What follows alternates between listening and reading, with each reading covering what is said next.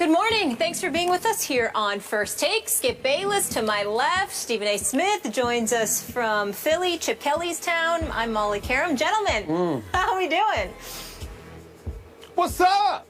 What's going on, y'all? How you doing? We're good. We miss you already.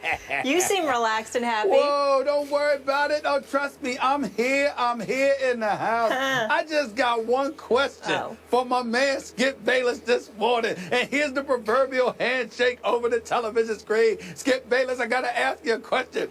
Did you see that bad man last night? Woo!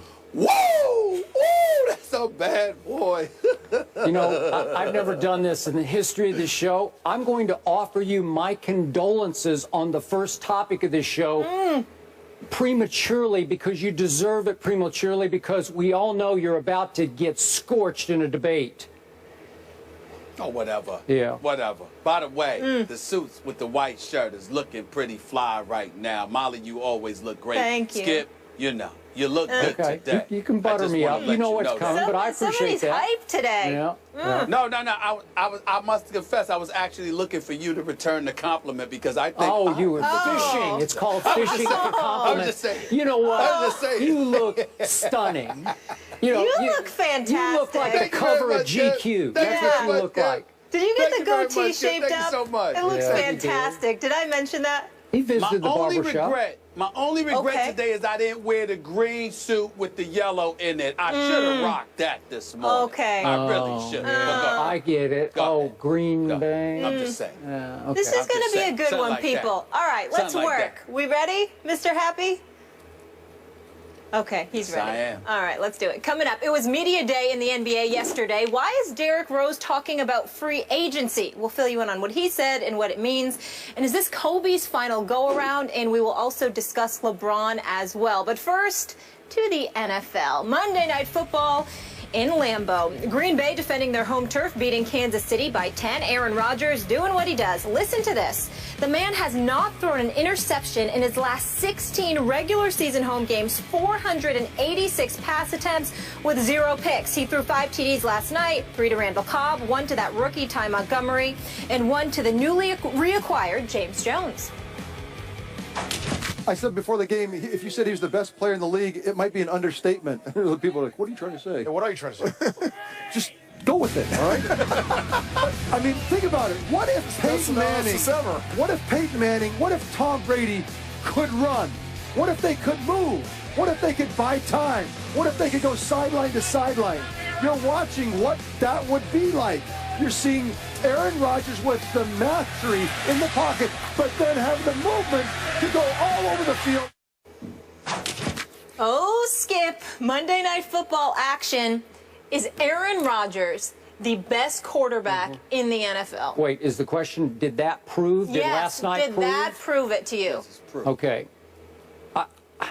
Are we really asking this question on the great show that is First Take? Because it's so beneath our dignity to ask such an outrageously out-of-bounds question.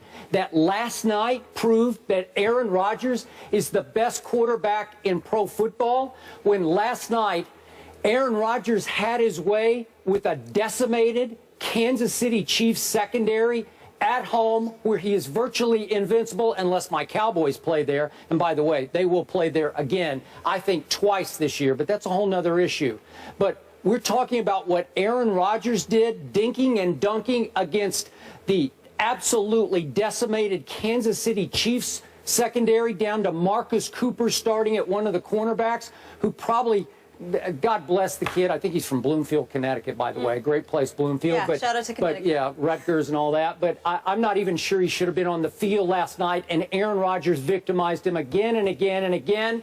And he starts off with a bombs away pass of 8 yards to the kid from Stanford, that Ty Montgomery. And then he goes, check this out, Stephen A. He goes pick play to Randall Cobb for a 3-yard touchdown. Pick play to Randall Cobb for a 4-yard touchdown. Pick play to Randall Cobb for another 4-yard touchdown. These are euphemistically called rub routes. They're just little goal line pick plays. They're candy from a baby when you're playing the Kansas City Chiefs. And the one bombs away play of 27 yards to James Jones came on a cheap offsides penalty play where the Chiefs virtually stopped playing and everybody's looking at each other. And it's a free, cheap play for Aaron Rodgers to throw it to James Jones, who's basically not covered in the end zone. Easy touchdown. And you're trying to tell me that what he did last night would suddenly usurp the great Tom Brady, who should be insulted. We're even asking this question after this sensational start that he's had to this NFL season. I'm not sure any quarterbacks ever had a greater start to a season than Tom Brady has had so far. He did it to the Pittsburgh defense, which is showing me a lot this year. He torched the Pittsburgh defense. Remember that on Thursday Night Football? Tom Brady went to Buffalo with a high degree of difficulty against a Rex Ryan, who has been his nemesis, and he goes for 466 yards and 3 touchdowns in that game, and you're saying Aaron Rodgers is the best quarterback in pro football? I won't even talk about what Tom Brady did to Jacksonville, but he goes 33 of 42 with 2 more touchdowns, and he has now gone the most attempts through the first 3 games in NFL history without an interception. The great Tom Brady, who is 21-8 in the postseason, and last seen in the postseason, do I remember Aaron Rodgers stinking up the second half at Seattle in ways very few great quarterbacks have ever stunk up a second half, as they blew a 16-0 lead halfway through the third quarter? Are we talking about that Aaron Rodgers? Meanwhile, that was against the great Seattle Legion of Boom defense, which then went on to the Super Bowl, and in the fourth quarter got absolutely scorched by Tom Brady, who went 13 for 15 for 124 yards just in the fourth quarter and 2 touchdowns, as he was the Super Bowl MVP. Are you kidding me? Aaron Rodgers is 6-5 in the postseason. I'm not finished. It's your question. I'm going to answer it. Let me finish. I'm waiting for me to get to it. Aaron Rodgers is 6-5 in the postseason, and by the way, he's 2-4 since he last won that lonely Super Bowl long ago. 2-4, and you're bringing me that a game on Monday night at home against the Chiefs suddenly vaults him into best quarterback status in the NFL? Just stop it. Molly, we could go on to the next topic because you don't even deserve to answer this question.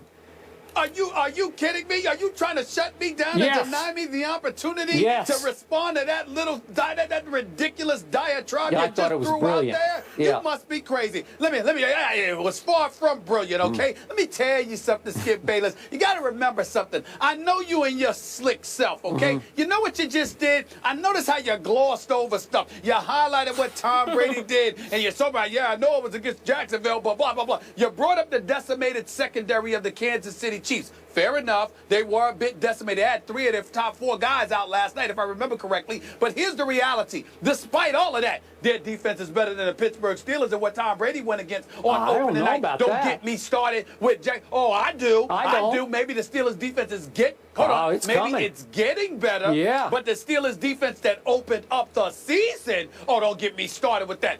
Aaron Rodgers, okay? He went against Chicago's defense, which even you acknowledged is upgraded, especially with John Fox as the head coach right now. And we'll get into them a little bit later because obviously they traded 2 guys. But let me finish. Yeah, I'm just saying respectable. I'm not saying they're lights out, but respectable. We know their offense and Jay Cutler, your Vanderbilt native. That's the problem with the Chicago Bears. It had nothing to do with their defense, okay? You got Chicago, then you had Seattle, game 2, then Kansas City yesterday. At home. No Cam at home. That's fine. That's fine. But Seattle's defense is still nothing to sneeze at without Cam. Cam just elevates it to an extremely elite level. But they're still better than most even without Cam. And then you got Kansas City yesterday. And then you look at Aaron Rodgers. Excuse me, nearly 500 passes at Green Bay at Lambeau Field, still without an interception. Lord knows how many touchdowns the man has thrown. The man is absolutely phenomenal. Okay. Well, it is phenomenal. Thank you very much for giving me that, okay? So you got a Green Bay Packers offense, by the way, making Starks, making Cobb, making, James Jones, everybody look like all pros because he's that dude. And by the way, I have what I consider to be a relatively impenetrable argument, Skip Bayless. And you know what that argument is? I don't have to make one. Steve Young, the great Steve Young, Hall of Famer Steve Young, sat up there last night and essentially confirmed it for me with what we played leading into the segment. Trent Dilfer co-signed it. Ray Lewis co-signed it. Chris Carter co-signed it. NFL aficionados all over the place. They talk about Aaron Rodgers' ability to throw the ball outside the pocket, inside the pocket. Yeah. That's fair. That's fair. I understand. I'm dealing with you. I'm just telling you that the bottom line is you seem to be in complete and utter denial. We all know that Tom Brady is great. We know that he's fantastic.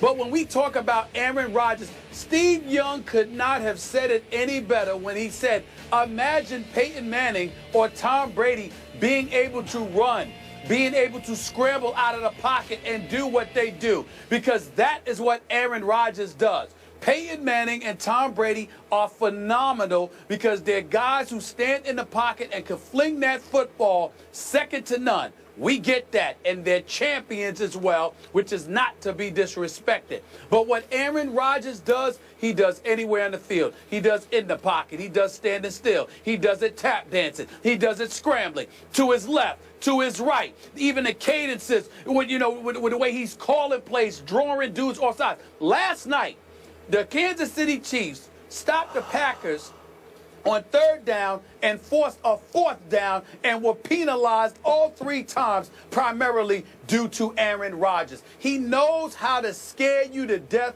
You even hesitant in coming after him because you don't know what he's going to do to you next. You are never as helpless as you are once you're going up against Aaron Rodgers in the flow, because he is something phenomenal. And I'm going to say it for you again, just to make you feel good. Say it with me, Skip. He's a bad man. But come playoff time, he's often just bad. Just flat out bad. And I have to throw this in about the great Steve Young. What did he do great? What made him great? His legs as well as his arms. So he has a little bias toward Aaron because he relates. Oh, and, come on, seriously. He wants to say he's doing it the way I did it. He did it the way Steve did it the best. Okay. Wait a minute. The objectivity of Steve Young is something that he puts on display for 17 weeks a season every single year for us. Come on, Skip Bayless. Okay. You can't sit there and bring in the question. I said it, and I stand by it. Okay. Now, you tell me he does it all over the football field. But you can't come back. You have no response to why he doesn't do it consistently when the money's on the line in the playoffs. My Cowboys, my underdog Cowboys should have won that game because it was a catch. We know it was a catch. They didn't. And they should have. Okay, but they didn't. But then he goes to Seattle, played a nice half. They're up 16-0 in the 3rd quarter. Where was Aaron Rodgers when they needed him most? Nowhere to be found. Boy, could he scramble? Could he run? Could he get outside? Nope, he didn't do anything. May I ask you a question, Skip Bayless? Bayless, let me ask you a question. How is it that you recall that it should have been a catch because it was a catch? How is it that you recall Seattle's second half performance, but you don't recall that throughout the entire playoffs last year, Aaron Rodgers was playing on one leg? One leg! What? He was a little limpy. One leg! He was getting around okay. That? Well, he's got the greatest arm in history. That's what you tell me. The quickest release and the strongest arm. So he should be better than that. I stand by that. Okay. I stand Tom by Brady that. wasn't running around in the playoffs. And look what he did to the Legion of Boom. He boomed him. He knocked him out of the park. You still need your legs to throw the football. By the way, remember, Aaron Rodgers is 6-5 in the playoffs. Think about this. 4 of the 6 came on his Super Bowl roll that one year. And remember, he has to go on the road as the wild card team. And he beats Michael Vick in Philadelphia. Nah. He beats Matt Ryan. No Julio Jones yet there. Matt Ryan really struggling as a young quarterback. I don't know about that. I love how you say this. Jay Cutler. Wait a second. He beats Jay Cutler in Chicago. Jay Cutler couldn't go in the second half. And you're the one who said he's overriding his bicycle in the second half. It's Caleb Haney in the second half. And go look at the numbers. Aaron Rodgers stunk up that second half and almost lost a chance to go to the Super Bowl to Caleb Haney. Then in the Super Bowl, Troy Polamalu, remember this? He couldn't run. He had a pulled hamstring, shouldn't even tried to play. So Aaron Rodgers victimized Ryan Clark in the secondary. Okay? I have a response. You know what, Skip Bayless? I recall Tom Brady, every time he goes up against an elite defense, because Denver certainly was no elite defense, okay? But every time he's going up, the Colts certainly it was no elite defense. But every time he's going up against an elite defense, a la the Baltimore Ravens in Ray Lewis's last year, he got his butt kicked. When he went to the Giants in the Super Bowl twice, and they got after him, he neutralized them, okay? Yeah, he's 21-8 with 4 rings. 21-8 with 4 rings. Case closed. I'm sorry. You got to speak. I don't get to say something. I don't get to. What, you scared? You scared? We don't like what you're saying. I mean, why don't you listen? Why don't you listen? Well, just because you don't like it doesn't mean that you get to interrupt me. Zip it when I'm talking to you. Here's the deal.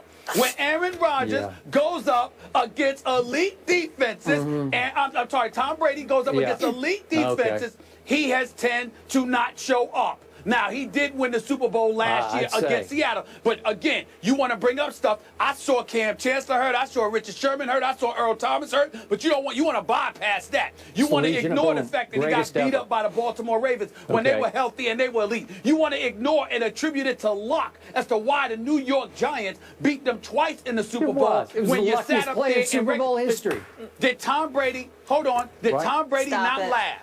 Not laugh at the thought of him being held to just 17 points, and he was held to 14 points. But you ignore that. But you want to bring up everything about Aaron Rodgers, whose defense has always been suspect in Green Bay. He's a bad boy. Somewhere along the lines, you're going to learn to accept this reality. Eventually, Aaron Rodgers is a bad unzip it and say, some way. Tom Brady.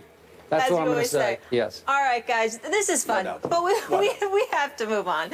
So there is an obvious divide here. Stephen A. thinks that bad man is the best in the league, while, of course, Skip's not riding with it. What do you think? Let us know on Twitter if you think Rodgers is the best quarterback in the NFL by replying yes or no to the hashtag #BestNFLPasser. Speaking of Tom Brady and the Patriots,